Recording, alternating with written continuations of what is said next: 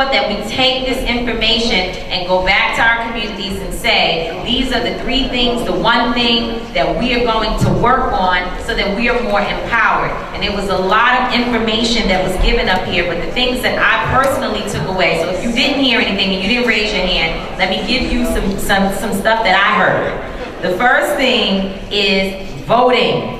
Voting. So it's not just about voting, it's about registering to vote and making sure that the people around you are registered. One of the key issues that we have is, and I say it at National Action Network all the time, that we show up to seminars and sessions and we go to church and we do all of that as adults or as a parent, but you don't bring your sister or your child, you don't empower the people around you. And we always feel like because we are empowered, then we're doing the right thing, and that is true. But the next step of your activism and our empowerment is that you bring someone else along with you. So when we talk about voting, it doesn't just mean you have to show up and vote on November 6th. It means that you need to register other people to vote and make sure that you are telling folks, here's the date, because a lot of people don't even know when they're supposed to vote, and they don't necessarily know of all of the other elections that happen in your local areas. 209. Oh, and they tell me that Janae is saying you can register in 209B and C right now. So you want to make sure that that it's not just the general elections, but all of the midterm elections, that you have the information necessary so that you can make sure you are voting and registering other people to vote. The next thing is engagement. Engagement is so important. What does that mean? It means, 1, to be informed, but then to figure out who else is in your community or what national organizations, local organizations you can get information so that you are informed and engaged in a process. Make sure that you are a member of the National Action Network, the National Urban League, the NAACP, and all of these other organizations. You must be a member. First of all, your $2, $5, $10, whatever it is, it helps the organization to continue to exist. But then also you get key information. They send you email blasts. They send you information that you need, and so we want to encourage everyone to make sure that you are members of organizations like the National Coalition on Black Civic Participation. And then you need to be connected to social media. I know there are a lot of people who say, I don't like the computer is the devil and it's evil and all of that, and that may be true because our chairman at National Action Network tells us all the time, technology is not your friend. You cannot hang out with it like it's your buddy because it will not hold you up. It will get you in big trouble. But at the end of the day, you need it now because everything is online. So if you don't have a computer in your household, you've got to go to the library. You've got to talk to a friend who may have a computer so that you are on social media to find out information. It changes every second of the day. And so one of the things we want you to do is to go to Facebook and become a member and a friend of the Black Women's Roundtable, because there's information on there about Sisters Vote and other organizations that you can join, and that info is on the Black Women's Roundtable Facebook page. So we want you to be empowered by having that information. And then the last thing is collaboration. Collaboration is so important. These women that are up here, we brought them together today because sometimes Jocelyn Taylor may not necessarily know what the National Organization for Women is doing. It is important that we walk out of here today saying that we're going to collaborate. That's one level. But the next level of collaboration is in your own communities. It's not enough for us to get together for a social event or to get together just to kind of hang out and go to the mall and take care of our business together and even to cry on one another's shoulders when there's a crisis. It is more important for us to collaborate to be empowered. So we have to go to our friends, our neighbors, and say, it may only be 3 of us, but we're going to get together on Tuesdays and talk about the issues in the Marcy projects. Not necessarily the world issues, but just the issues that are in our local communities. Collaboration is key. So voting, engagement, and collaboration are the 3 things that I took away from the panel that just happened, and we hope that you also will take this information and go back to your communities and do some work. So, to bring up our next group of panelists, these are great folks, and I know that during the lady from Planned Parenthood, I'm sorry, Carol McDonald, she mentioned that this is not necessarily a political conversation in terms of Planned Parenthood, but yet it is, because there are so many people who have made it a political attack, and they're doing that because their attack really is on women. So they're using Planned Parenthood to disenfranchise women in general, and that is the reason why we wanted you to be on. Yet the information that you have certainly does touch the social issues. So you're all on all things, all points, and we appreciate your fire. Thank you for staying with us. And these women who are up here now will talk about some of the social issues. I wanted to make sure that we cover misogyny in the media. We have to talk about that, because if we can sit around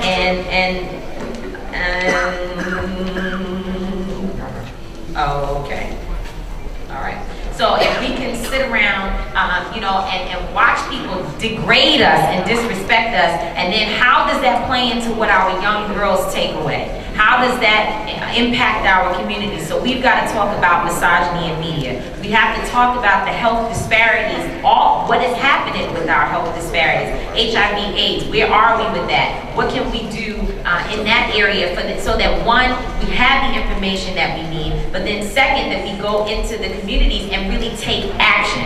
And then jobs, very important, fair pay, equal rights for women. These are things that we wanted to make sure that the social panel will come up and discuss. And so we have some very, very, very powerful women up here, and I'm gonna shut up so they can talk. And I'd like to follow Nia asking for, Amy wants to go first, is that what you're saying? Okay. I also have someone else that may want to go first. But anyway, I want everybody to raise their hands again, as Nia had everyone at the last panel to raise your hand, because we don't have the name tags here. I want to introduce Reverend Marcia Dyson, political activist and social activist and spiritual writer. Marcia Dyson, who has really been mentoring me, so thank you so much for being with us, Marcia. Amy Matsui, the senior counsel for the National Women's Law Center. Angel Mills, a sophomore at Howard University, and she was brought here by Reverend Marcia Dyson. And Gura Palin, am I saying it correctly? Anubraga Palin, all right, from the Vice President of Communications and Outreach for Women Thrive Worldwide. Jocelyn Taylor, the President and CEO of JRT Multimedia. Jocelyn has so many other titles that I won't go through them all, but Jocelyn has been a magazine editor, and she is very, very involved in the communications field, and will be talking with us particularly about the issue of misogyny in media. We also have with us Ms. Carla Ballard, the Chief of Strategic Development for One Economy Corporation. Thank you so much for being with us, Carla. And then this sister, who I am going to introduce now, has been sort of an auntie to the movement and to all the women in National Action Network, and that is the Sister Minister, Reverend Soretta McKnight. And she is a founding board member of the National Action Network, and again, has many titles, she wears many hats, but most importantly, she continues to make sure that we have our faith and our spiritual house in order. All right, so let's jump right into all of these issues. I want to go first. You are asking me to make sure that I let the folks who it's time for them to go first.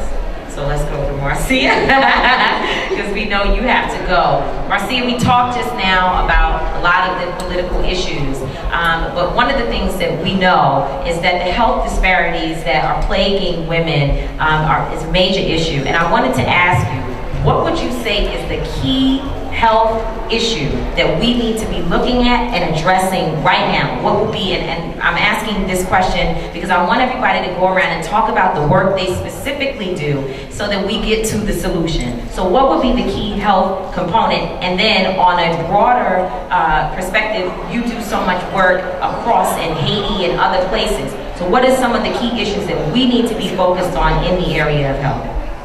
First of all, thank you to me for having me here in Nutley County to vote my share Thank you very much. I was thanking Tamika for having me here and for the hard work that she's doing as a young woman. I really marvel at her and cannot believe just how beautiful and bold and brave she is in the work that she does unceasingly in the national network.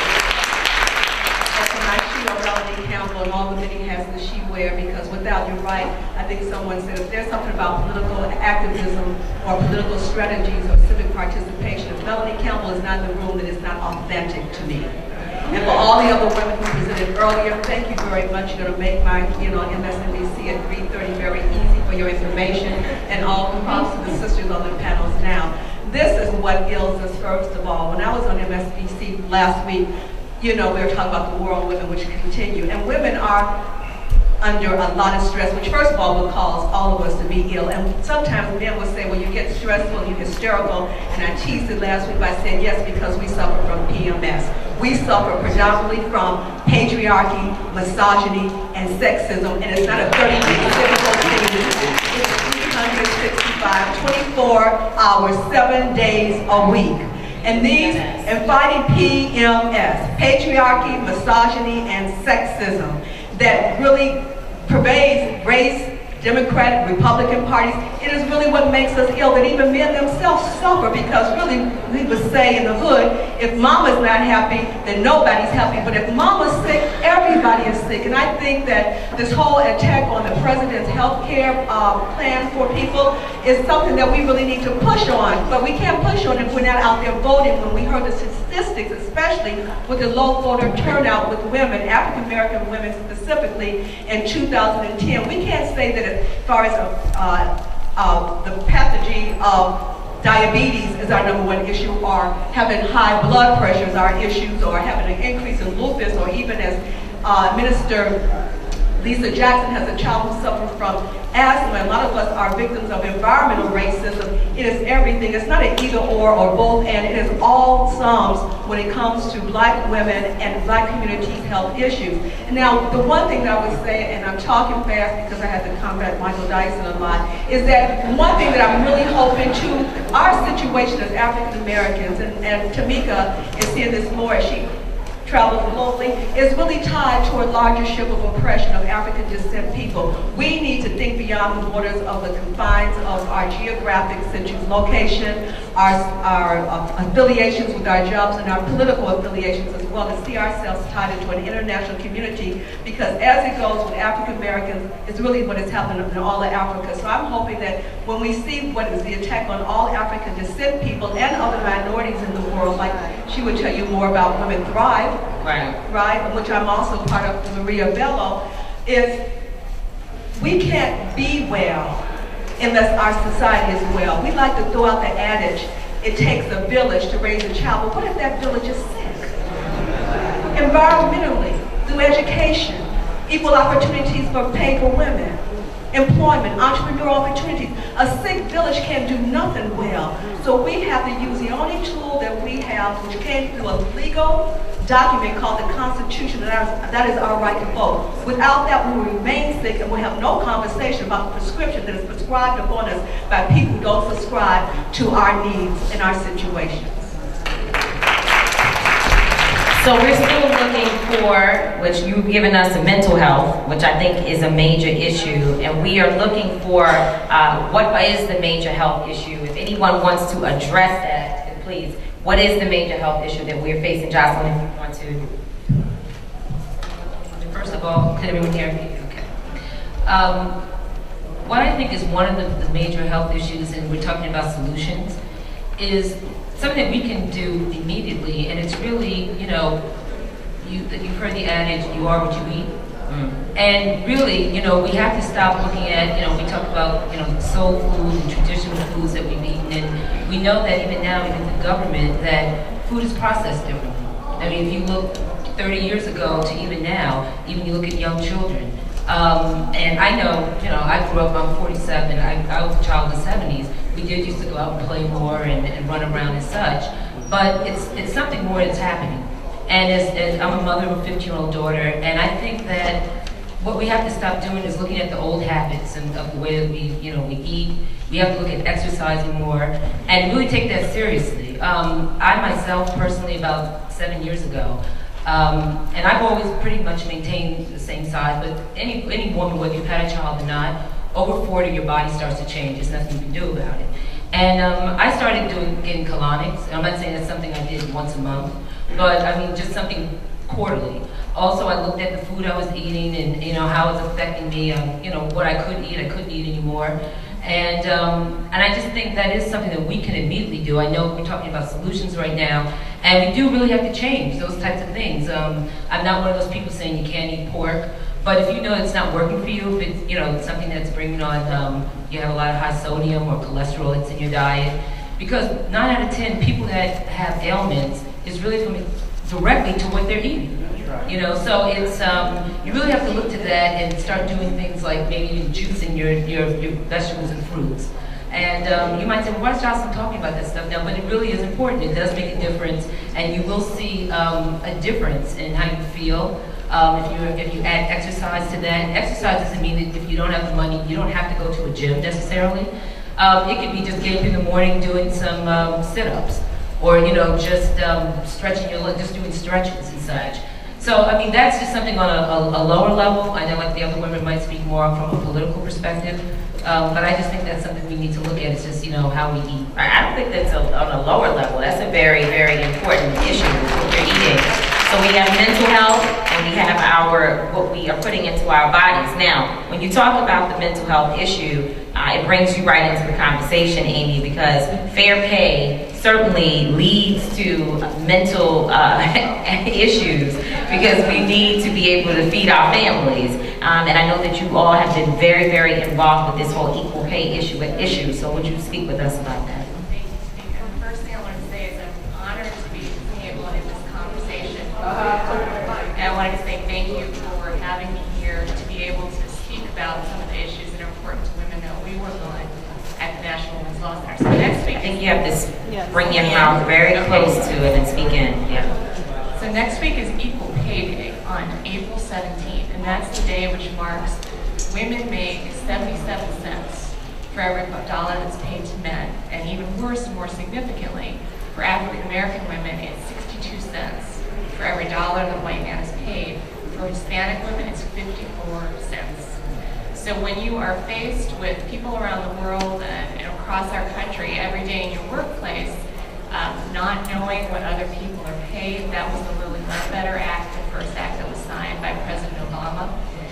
There are different places where you can address the issue of sex discrimination, particularly in pay. So one is the idea of addressing through legislation, making sure your lawmakers know that this is an issue that's important to you and you want to know how they're going to fix it. And another way for women to look at issues like fair pay, which is really important, is in our courts. So the federal courts are the places that are deciding what's legal, what's not legal, what are ways that women can address sex discrimination and pay discrimination in the courts, and what avenues are going to be closed to them. We have to make sure that our courts are fully functioning, making sure there are judges there. And one additional benefit that making sure that that happens is that we have the most diverse set of judicial nominees of any administration. So far, more women of color have been confirmed to the federal courts than under any previous administration. So making sure that judges are confirmed not only keeps our justice system functioning, make sure that that judges are there to rule on cases and make sure that people aren't waiting for justice, and also make sure that the courts look more like our country. So I wanted to, again, thank you for this opportunity. Thanks for letting me go first. I have, like everybody else, kids to pick up. I understand. Like that. So I understand. women are balancing this all the time. I understand. Well, let me just ask you really quick before you run out. We said make sure that we hold judges accountable, but there's an issue that I think we have in the community that we don't necessarily go to trials, and sit in and actually monitor what's happening. So is there a push for that, for us to actually monitor what's happening in the court system? So the courts are very difficult. They're not in the federal courts. The judges are appointed by the president and confirmed by the Senate. Right. State courts, a lot of them will have elections, so a lot of this is a pipeline issue. You need to make sure that if there are qualified lawyers in your community, that they are among the people who are lot of it is maybe working through the legal community, making sure that qualified candidates are stepping up to the plate, and then once they're nominated by senators, pushing your lawmakers to make sure that those folks get confirmed. Absolutely. So, Anu, would you like to have a word on this? Can you hear me? Yep. My name is Anu Palan, and I work at Women Thrive Worldwide. And what we do is we work here in Washington to raise the concerns of all of our sisters in Asia, in Africa, in Latin America, the women who are living on $2 a day or less. Think about that. There's 2 billion people around the world who live on less than $2 a day. And the majority of them are women. Over 7 in 10 of the world's hungry are women. 1/3 of women around the world will face some incident of violence in their lifetimes. 1/3. And in some countries, that goes up to 70%. What we try to do here at Women Thrive is to raise these concerns here in Washington so that our nation's leaders, the ones who decide our foreign policy, the ones who run programs around the world with our international assistance dollars, they are taking women into account across the board. And we have an advocate right now in Secretary of State Hillary Clinton. So I do want to start by just quoting her, and she says it best. Our foreign policy must reflect our deep commitment to the cause of making human rights a reality for millions of oppressed people around the world. Of particular concern to me is the plight of women and girls, who comprise the majority of the world's unhealthy, unschooled, unfed, and unpaid. If half the world's population remains vulnerable to economic, political, legal, and social marginalization, our hope of advancing democracy and prosperity will remain in serious jeopardy. We still have a long way to go. And she's right. I want to take this opportunity to talk about some of the questions we get as we do our work. The first question we get is, kind of, why should I care? These women are far away. I don't really see them every day. And the best answer to that is because it's the right thing to do. Poverty and want and violence are wrong no matter where they're happening. These are our sisters, and we are one step away from experiencing those things ourselves. So the best reason to care is because these things are wrong. But the other question, the related question that we get often is, times are tough at home. Dollars are tight here. So why should we spend money, for example, on programs in Haiti? Or why should we spend money on the famine on the Horn of Africa that we all heard about so much in the last few months? The best answer to that is it's actually not a lot of money. If you take defense, our huge defense budget, out of the picture, what percentage of the federal budget do you think, let's just take a poll, what percentage of the budget do you think really goes to civilian international programs? 1%. It's actually 1%, and that 1% includes everything. It includes the entire State Department. It includes salaries for our diplomats. It includes all of those things. Out of that, if you think about how much money is actually spent, what percentage of that actually goes to poverty-focused programs that actually help people, it's less than 1/2 of 1%. And in terms of helping women, you don't have to spend more money. You just have to spend it smarter. So when you're spending money, for example, in Haiti, think about the fact that women are suffering violence in these refugee camps. And so instead of just spending money in the camps, think about what else you have to do with it and how you spend that money smarter so you actually reach women. Well, I think that's about compassion, and what is the quote, Dr. McKnight, I'm sorry, but for the grace of God, there go I. Exactly. So I think it's about compassion. I just want to jump, and I'll come back to you. But Carl, I'm going to bring you in because financial literacy is very important. And a lot of women, we're hearing we don't even open the mail. We got the bag. We talked about that at the Black Ladies Roundtable a few weeks ago. You got the bag that sits by the door that you put the mail in, and it just piles up, and you don't want to deal with it, you don't want to see it. But then we find ourselves constantly running upstream, swimming upstream. So what would you say about our financial literacy and what we need to look out for, and how do we help our young people become more financially sound and have an understanding of finances? It's interesting this morning, it's personal, because I had had a conversation I wasn't anticipating was going to happen this morning. And this was with someone that's been in my life for about 10 years. And it hurt me and it touched me to the core because I recently transitioned to California, so I'm not physically in Washington anymore. But we got into a conversation around the reality of making a decision on whether or not she was going to have to engage in some behavior that she knew that I would probably be crushed if I heard that she had to engage in. And I'm going to try to keep myself composed because this is a reality of what our people have to go through. And so I definitely acknowledge the need for us to talk about statistics and the need for us to throw out quotes and all that. That's important. But the reality of what our children are going through and what many of us, even in this room, are going through is something that we don't address and keep it black and white. And I think when you talk about, Tamika, the information and the knowledge around financial literacy and even digital literacy, which I'm dealing with right now, but dealt with financial literacy in a former career, it's something that begins with how you interacted with money from day zero. Because if you saw your mother with her hands in her head, stressed, if you saw your father going out and becoming an alcohol because he couldn't deal with something, then it's very hard for you to pick up that bill that's by your door and open up the envelope because you already know that there's $0 or a negative balance in your account. So I think we have to deal with financial literacy very different than what maybe some other communities have had to deal with. We need to talk about it. We need to have a different psychological interaction with dollars and money and the topic of it. And so what I've done is to, in my former life, started a youth program because I had to work with our young people from day one. I knew they were dealing drugs on the corner, so it was very easy to have a conversation with them about making quick cash and creating entrepreneurial activities that would allow for them to make quick cash in their neighborhood. So we started flea markets in Wilmington, Delaware.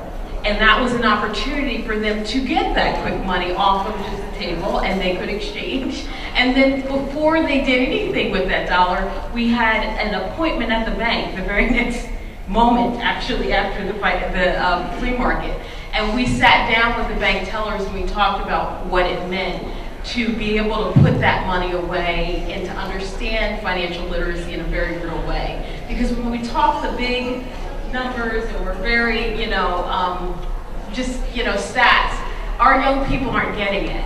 So that's one key thing that I think is important. In terms of women in particular, when we are, in many cases, the heads of our households, it's so important that we take the moment to understand and go to financial literacy trainings. They're offered in our community. And they're now groups. So you can actually sit down and talk to people that have gone through similar issues, and you can feel much more open to have that dialogue. And I think a lot of that information is through the urban leagues, through a lot of the resource centers. For One Economy, we have something called Be Local, which is an actual phone app, beelocal.info. You can go online to the library as well. And if you've ever heard of Yelp, it's sort of a place, we call it the Yelp for social services, but it's a place you go to access on a hyper-local level what nonprofit agencies or institutions have information about financial literacy in your neighborhood. It's not just financial literacy, it's also health. So I think we have to take a very real... Wow, okay. I want to go and switch topics because we've got to move things along, and you certainly will be in the next conversation. I want to talk about misogyny in the media. And I think there's so much that's being said up here. We could go on and on and on, but let's just recap so we make sure that people have something to take away with them from what we just heard. One is we have to talk about financial literacy because it's not something that we have had to deal with in our communities. Financial literacy is not something that we necessarily focus on, right? So we need to talk about it and we need to go to training on it and not continue to just put the info in the bag next to the door. So financial literacy training, mental health issues. We've got to address them. We've got to understand that we do have issues that need to be addressed on the mental health side. And once we get that straight, a lot of other things will work out for us. So mental health we've got to deal with. And helping the sisters abroad, because the situations are very similar. We are low pay here. There is lower pay across this world. And we need to help our sisters abroad because it empowers us when we empower other women. And so those are the three things that I took away. Now, I want to talk about misogyny in the media. National Action Network started a while ago the Decency Campaign, where we talked about how the media conglomerates, the major media conglomerates, have these entertainment companies and others that basically just sell lyrics that are deplorable as it relates to women, and African Americans. You will never hear a label come out with a song, and they should not, that is disrespectful to gays or Jews or, many of the other communities. But black women, women in general, and the African American community is always up for grabs. You can say anything you want about us. And we saw that to be an issue and raised it and fought against it. Now, there were a lot of artists that came back to us and said, well, I can say anything I want. I don't believe that that's true, because as I said, we have not seen that where they can just talk about any other race. And as a matter of fact, Michael Jackson, he had a song and he made some controversial comments and they pulled it off the stands. But women are disrespected all the time. So I wanted you, Jocelyn, to talk about what do you see as the current state of women in media? Well, again, because I have a 15-year-old daughter, and actually one of my girlfriends is out here, she was visiting with me, she was in Virginia, and our daughters were together a couple of weeks ago at home in the New York, New Jersey area. And again, the music is so degrading to me. I often try to tell my daughter, when I like jazz, that's actually one of my favorite, genres of music, old R&B, and not that I don't appreciate rap. I mean, I was at an age when rap came out, originally, and so I've seen the transition in lyrics and just the inflection and everything that it's about right now. And it just seems, I just said this to my mother the other day, it just seems like it's about making money, drinking, and sex. That's all they talk about. And it's always in such, and even the dancing. And I always tell my daughter, you have 5 seconds when you walk in a room to present yourself and how someone's going to respect you, how they're going to just interpret you, because of the way you carry yourself. And it doesn't matter whether she's in her room by herself or in the car with me. When that music's on in the car with me, and I sound like my mother now, I turn. I'm like, I don't want to hear it. And then when I hear a song that I hear a man expressing love and affection, like we had the men's groups from, 50 years up until the last maybe 10. I'm like, Johnny, listen to those words. That's the way a man's supposed to respect you. Even with technology, and as she mentioned, Tamika, that, I was once publisher of Uptown Magazine when it first started.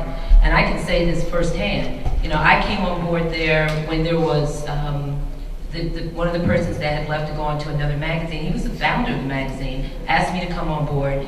And it started, if you're familiar with Uptown, because I know there's an Uptown in Washington, D.C., it started off in Harlem, which we saw as the heart and soul of, the Renaissance movement with affluent African Americans. And I was able to take with the history of what I had done with other past publications, some general market. I started with Black Enterprise Magazine, and really take it and build it into a national mouthpiece. It was more than just Harlem, because we used to say, Uptown, it's not just a place, it's a mindset. So then we took it to other places. And personally, what happened to me after building a brand for 5 years, I was just unceremoniously told one day, we're going in a new direction. And that was a couple of years ago. And here I thought I was one of the partners. Now here I am as a woman. I brought in large accounts from Maserati, Aston Martin, Louis Vuitton, those types of businesses that, or I should say marketing partners that you would only see in certain magazines. So it was definitely a validation to, we are that consumer. And when I asked about it, we're going to do direction, I was like, oh, we're going to do something more digital, thinking, this is the digital age, we're going to do something more social media, something more online. And it was like, no, today's your last day. We're just going to go in a new direction. And so I was really hurt by that.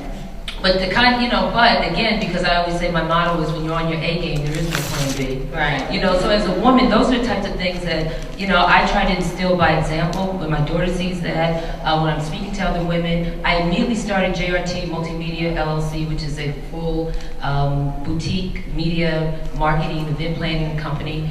And in being successful with that, I kept the my alignment and ties with agencies and clients, large luxury clients, that I was able to integrate and leverage back into events, many of which are towards our own community. I'm doing something now with A Streetcar Named Desire, which is a revival play in New York with Nicole Ari Parker and Blair Underwood, and also with Odyssey Network. It's a business women's retreat annual that's held for the last 13 years, and I actually worked for that magazine prior to coming on to Uptown. But I think that the solution is, what we have to do, because we're talking about solutions, is especially with not just our daughters, with our young men, to really show them again about courting, about being young, about being gentlemen, and that it's not, you know, even with my daughter, you know, a couple of years ago, I remember a young man was texting her back and forth, and she said, "Oh, Mom, do you think I should go out with him?" And I said, "I didn't hear any voices going back and forth. Right. Don't accept the text." And she said, "That's what we do now." I said, "But you set the tone on how you want to be respected." And you know, and I've had that in the workplace. Even, you know, we talked about music. We have to be responsible. I don't care if it's rap music or not. You know, we talked about, I have nothing personally against Jay-Z. I like Jay-Z as an artist. But just, I didn't even realize one of the songs that I liked of his, and I can say this here, but I think it was, I just found it 2 weeks ago, I think it's called Niggas in Paris. I had no idea, I think it's something to that effect. And I'm like, that's the name of it? And then we've come so far since Martin Luther King and, you know, our marches right here on Washington and everything else that we've done. Why would we want to celebrate a word that's only been, you know, Put us down. and, you know, so. But now let me ask a question about that, because you just hit a very strong point. And I want to go to Angel Mills from Howard University. She's a sophomore at Howard.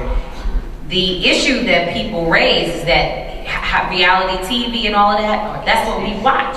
That's what we want, that's what young people watch. And if they do bring some positive content, young people are not interested in it. Do you find that to be true, and how do we deal with that? I would say my perspective is a little bit different, maybe because I'm 19 years old, so I am younger, and I guess the generations that are targeted with music will be my generation with reality shows and things like that. But I would say that there definitely is a conflict, because Black people in general, we're not seen on the media in many aspects. We're not in the media, so the few media images that we do have are seemingly negative.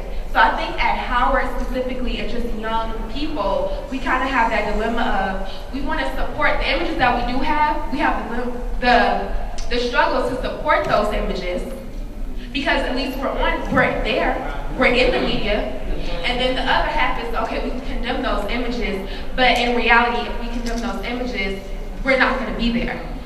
So even, I would say with reality shows, even with music at Howard, students love the reality shows, students love the music. I can go to any sporting event, any party, and rap music and things like that as being played. And I would say that we don't necessarily look at it as a point of, we look at it as supporting our community, as supporting the images that we do have. And even though we know that all of them are not positive, that's what we have right now. So it's the question of, we can't just abandon them and say that's wrong, that's not the right thing to do. We're not saying the right things, we're not treating women properly, because at the same time, we're there. Wow. These are our people. Marcia, why don't you add on that, and then I'm going to talk to you, Dr. Signite, because I think it may have something to do with our moral values. So we'll come down there. Go ahead. I think, Angel, you made a very good point about what you said, because at least that they're there. But one thing that we have to clamor for a little bit more, there was a sort of a boys pissing contest between two major directors, and over their forms of how they portrayed us. One come out of New York and the other was in Atlanta. You can figure it out. And one can go from a man to being a woman, so I think you got it. And there is an audience for what we call the chicken circuit, which the Tyler Perry movies may seem like they would have. But one thing I love about Tyler movies is that even using hip hop and using stereotypes of Black people in it, there's always a moral compass within that. And he's catering to people like the woman at the well sort of scenario with Christ. But what we have to push for our young people, when I go to correctional facilities, the people who don't have the mic, who are not on the television, when I go and visit young women Angel, which I'll take you there with me too, when you hear how they have been informed by the limitations of their life. They don't have a transport like you call it education and that passport to Howard University and to go to Haiti and to come here. They are so narrowly isolated that they believe the hype. They believe that they have to be drug mules. In fact, they have a thing in the jail, especially correctional facilities for young women, called situational lesbianism, because unless they see themselves as a sexual object, they don't see themselves as a self-entity. So I'm not believing that hype. What I rather do is push corporations, even our own precious own MTV, not MTV, but BET and TV1, to really push them more in their programming, because this is it. If you know that you have stimulators, like you have done all of America, to socialize ourselves around the boob tube, the small tube, and the small screens, then I tell the conglomerates and owners, just put some more on the banquet table. We're going to eat your but we want a little bit more, like the sisters said, we want a little bit more healthy diet. It's not an either or at a point, but it's both and. But there's some women age, young women age, or your age, or who are incarcerated, who don't have the geographical, educational, class, or social passport to get out of, to know, I can get out of this situation and have that proper transitioning. Well, and that's great, and I know you want to speak on this, but we got to go to Dr. McKnight over here to talk about, is it our moral values? Have we devalued ourselves so much that that is the only images that our young people have to support? Let me first say good afternoon to everybody, and certainly to Tamika and to my distinguished colleagues on this panel. The reality is our moral compass has shifted in such a direction that we have given up our power and our control because we have forgotten who we are. And the reality is that unless we connect the dots, unless we go back to the basics, that's what we tend to call it, going back to basics. Sisters in the Struggle is an organization that I work with where we deal with young people with the idea of going back to basics, building, achieving, sustaining involved community service. The reality is children do not raise themselves.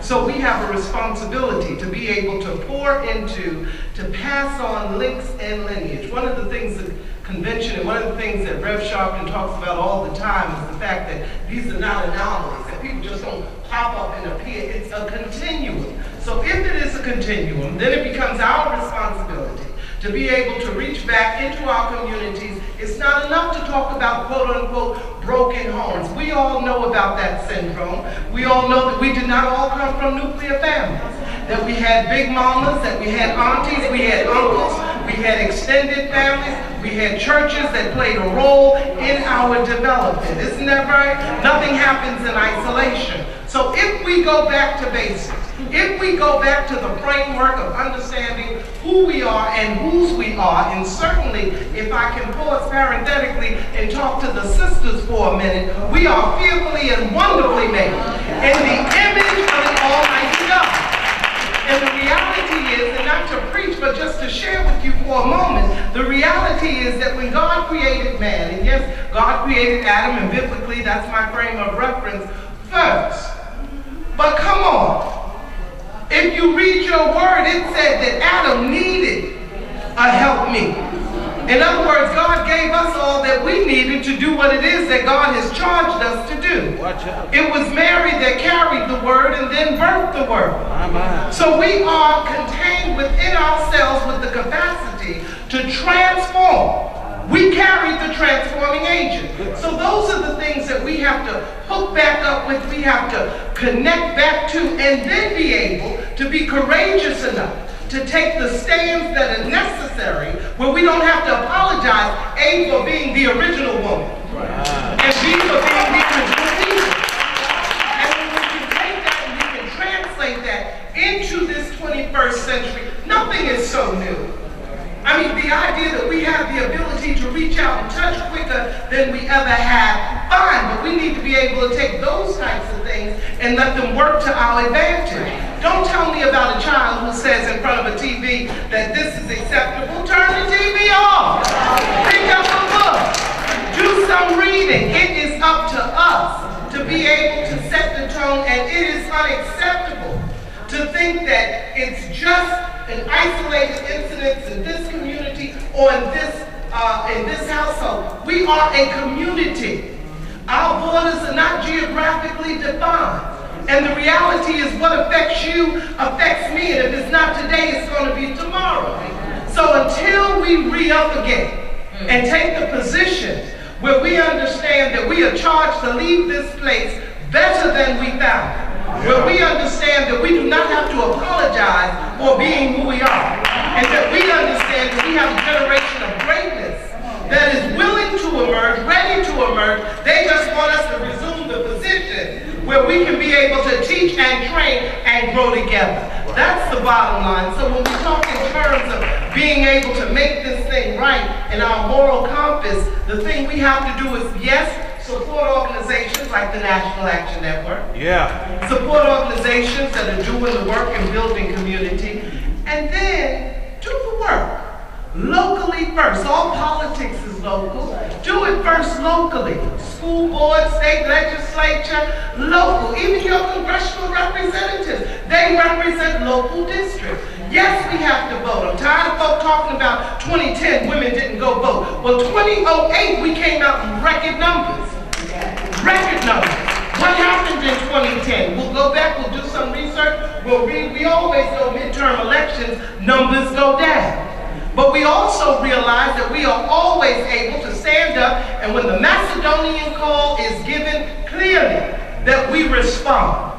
So if nothing else, take away from here being encouraged that we all are equipped with the gifts and what we need to be able to affect the change and transform the universe like we should. And last thing, Rev always talks about stay in your lane. But you see, I just want to, Dr. Dyson, thank you so much for being with us. We appreciate you being here today. Thank you. We'll follow up. Where's Janae? Janae, she's running around, but I'll make sure to tell her you said bye-bye. Thank you. Rev always talks about staying in your lane. Well, I submit to you that I signal when I'm going to change. Bless you.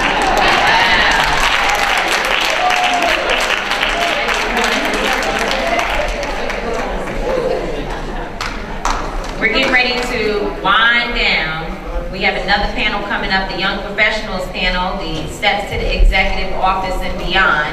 And we're going to also ask Mary Pat to give us our closing words. But before you go, I know you wanted to say something. And I think we also need to hear again from Angel, as a young woman, you know, some of your closing points. Go ahead. I have a couple of points I wanted to make. One, just speaking to your concern about women in the media.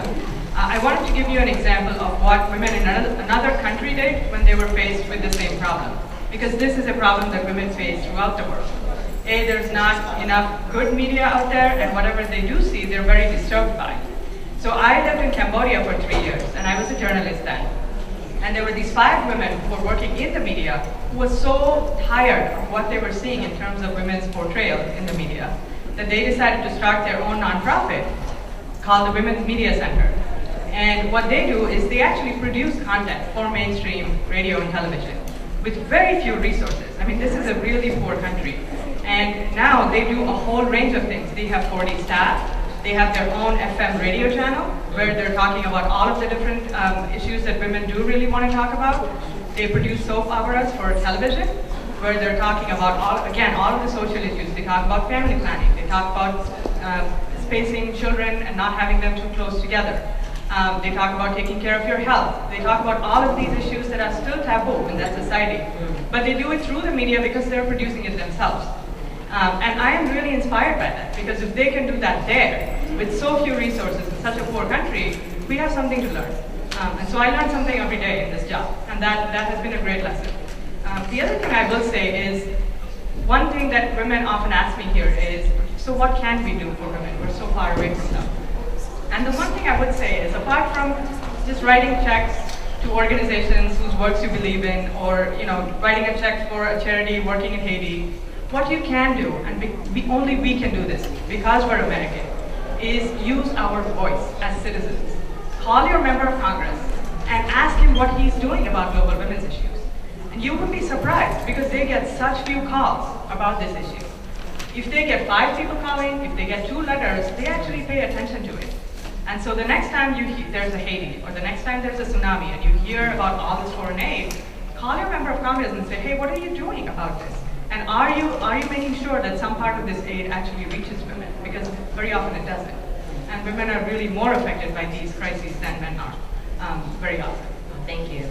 So use your voice. Angela, would you like to give us a closing word?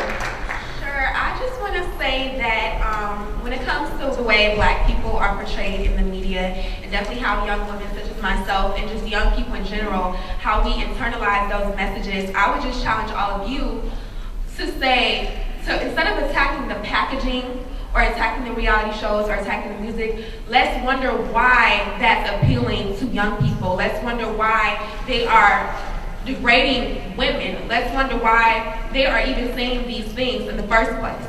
It's all a social message. It's the message that they're trying to fuel to the overall world, and just the packaging is the way that they're doing it. So I think we need to look deeper at the message. And as well, I would challenge all women in here. We talked about getting back to the basics and teaching young women how to love themselves and how to properly court. So I would challenge all of you, you must mentor, because so many young women, we don't have positive role models. So this is all that we have. And I'm blessed enough where I'm at Howard University, I have wonderful mentors. I understand that that's not the way. I understand that it's just a package, that it's not real, and that it's just an outlet of creativity. I get that. But I know so many young women my age who don't get that. So I would just challenge, definitely mentorship is so important. Thank you, Angel. Now we're going to hear from Jocelyn Taylor, your closing words. Just to segue off of Angel, especially being a young lady, and also the Reverend, I think it really comes back to the moral foundation, and we as adults, even if you don't have a situation like Angel where you have fortune enough you can go to college, I myself, I go back into the community. I do a lot of volunteer work at some of the PS schools in New York, and I lead by example. And again, because I'm not in the media, but I'm not a celebrity, so to speak, but at least I show them through education, hard work, and diligence, and really taking a pride and respect in yourself. And as I said, not just for young women, which I do concentrate a lot with, but also young men, so that those young men know how to look at a young lady again and know that she's a queen, and to respect that. And I wish there was a way to get to some of those music executives so that they would kind of put a filter on things. But I wish, and maybe it can be. It can't just be, this is where we're here today, because we should be accountable. And it is important. It's really back to the moral and the village, but also where we can be as parents, as responsible adults, and showing, leading by example. Thank you so much, Carla Ballard. I'll be brief, but first of all, I want to thank you, Tamika and Melanie, for pulling this together, because it's often, it's nice when we can, as women, talk about some of the issues that we have. And I think the relationships is what I want to kind of leave everybody with. We have to look at how we're interrelating with each other. And that wasn't talked about here. But it's very key that we keep that at the forefront. There's a lot of things we might not want to say about that, and we don't have the time to go into. But if we can deal with some of the issues that we seem to have sometimes with how we interact, I think that can have an overall impact.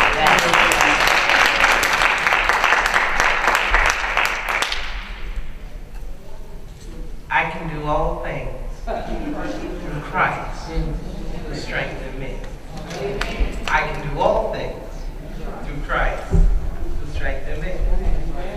So now unto him who is able to keep me from falling and present me faultless before the presence of his glory with exceeding great joy. To the only wise God be glory, majesty, dominion, power. We have come this far by faith. Once we finish praying, we get up off our knees and go do the work. Let's hear our closing, before the closing, from Mary Pat Hector, who is the National Youth Director for National Action Network, 14 years old, and really working in the trenches to implement all of what you're hearing this week. Well, what we came here to do, and I'm sure when Ms. Mallory put this panel together, was to actually make solutions. And that's what we came here to do. A lot of people always say, well, it's in the media, it's in the media. Girls see what these men, and we are allowing our girls to see what these men are doing and saying in this media, in the music, and we're not doing anything. Well, I'm still a girl, but adults aren't doing anything. Definitely African American women, I don't see them doing anything, moving, saying enough is enough, we need to do something. We need to go in mass numbers, like she said, we need to stop the music. We need to go in mass numbers and let them know that African American women aren't going to take it anymore. And that's what's wrong with the girls nowadays. They say that since Lil Wayne said that he wants a light-skinned red bone, that's what I have to be. You've got little girls bleaching their skin. You've got girls trying to prove themselves and put themselves out there for boys to be accepted, and boys are going along with this, changing women. Now all the girls want to be bisexual, not because they are, but because they want attention. And that's what we need to do with the media. Just because my legs and my thighs might be a little bit thicker than others, because Lil Wayne said he wants a small girl with a skinny waist, I can't be accepted, and we're discriminating against ourselves as African American women. And we need to stop the curse that Willie Lynch put on African Americans and do something. Well, thank you very much. Melanie Campbell, I'm not sure how you're going to follow that. I'm not even going to try, because I'm stepping away. I want to thank everyone for being here today. We are going to have another panel, as I said, the Young Professionals discussion on the steps to the executive office and beyond. But I want to thank all the women who've been here today. Although we move fast, those of us in the room have certainly picked up something that we can take back to our communities to empower our people. So let's continue to talk, let's continue to be engaged, let's continue to work together. And thank you all so very much. Melanie Campbell. Okay, you all, you're on the way in. Now give Tamika a hand. Give yourself a hand. Give your neighbor a hand. I'm standing is one of our panelists who definitely really thinks you can get back here, Tanya Lombard, who's Assistant Vice President of Public Affairs at AT&T. She doesn't just talk the talk, she walks the walk. And she definitely would have talked in this setting about the importance of how we lift our girls and the importance of, as we deal with technology, understanding the issues around media, but also when you talk about economy and dealing with what's going to happen in this economy, our girls need to be in the school system with STEM. And that was one of the key things in AT&T. Oh, Hat Lounge. Where's that at? Around the corner. So make sure you go by and Tanya Lombard, in her absence, I promise I would say that. So that at the end of the day, as our sister said, it's all to us. And I think about the fact that we are our sister's keeper. We are our brother's keeper. We are the leaders that we are looking for. God used us, a lot of us, not me personally, but many of you and many of us in this room, as the vehicles to create this world. Therefore, we are the vehicles to save this world for ourselves, our community, our nation, our world, and indeed, humankind. And so let's just not talk the talk, not just walk the walk, let's just get it done. Sisters, we have the power. Thank you all for coming.